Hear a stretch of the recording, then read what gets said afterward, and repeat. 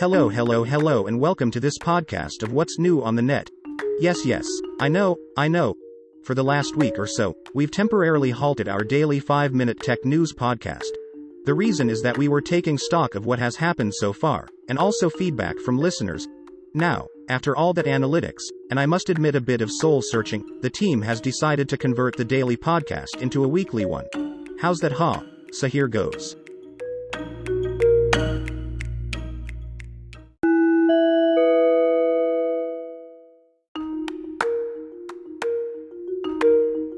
So let's begin.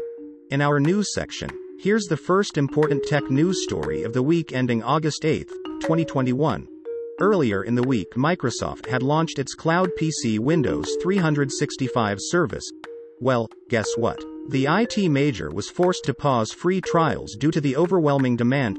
Windows 365 lets you rent a cloud PC and then stream Windows 10 and even Windows 11 via a web browser.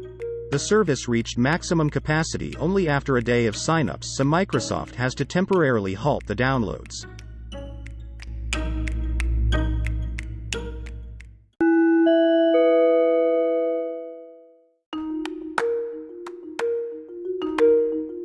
For a brief while last Tuesday, the Apple Store went down for about an hour. Well, the time was used by Apple to relaunch a redesigned store. At the top of the store, there are images and links to many of Apple's product lines: Mac, iPhone, AirPods, etc. Some of those links take you to new dedicated store pages for the products, which show you what models are available and point to resources like shopping guides, accessories, and support. On the main store page, there are also sections for what's new, links to support pages, and more.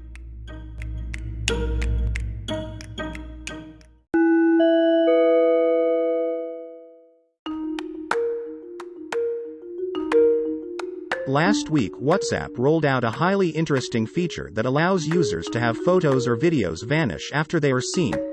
After the recipient opens the image for the first time, View once deletes it, without saving it to a phone. WhatsApp said in a blog post that the feature was aimed at giving users even more control over their privacy. We're rolling out the feature to everyone starting this week and are looking forward to feedback on this new way to send private and disappearing media, WhatsApp said in a blog published on the 3rd of August.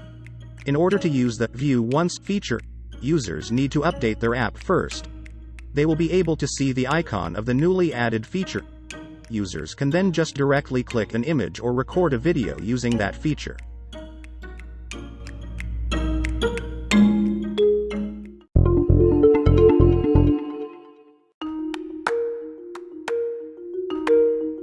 And now to our startup section. We've profiled some very interesting startups in the week gone by. Here's the first one. It's called Snapdrop. If you ever felt the need to transfer files between devices and found tools such as AirDrop cumbersome to use, then perhaps this startup Snapdrop may be the answer. What's more, you can transfer your files between iOS, Android and PCs since Snapdrop is browser-based. To make use of the Snapdrop service, simply open its website URL on 2 different devices. But remember, they should be on the same internet network. Now select the type of file you want to transfer, such as an image or video or whatever. Then click on the file and it will instantly appear on the device you want to transfer it to. Works like magic. The second device will now notify you about the transfer and whether you want to accept it. Once this easy process is complete, you can download the file to your device.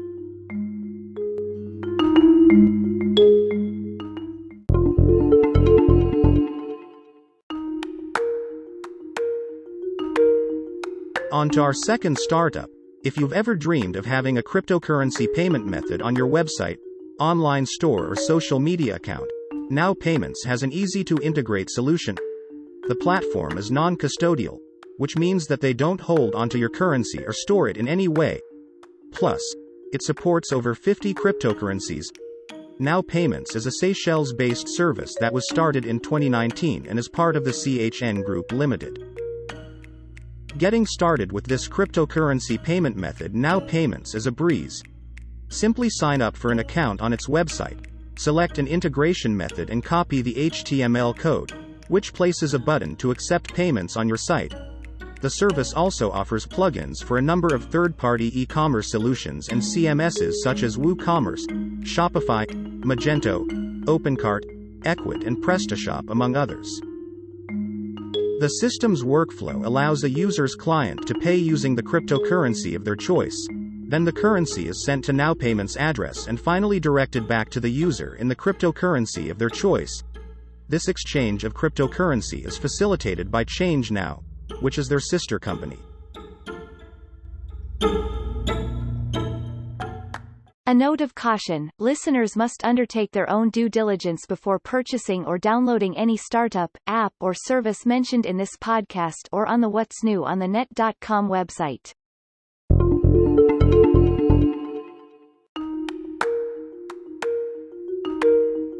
Okay, so I am at the end of this weekly podcast. So remember, this is no longer a daily podcast but a weekly one.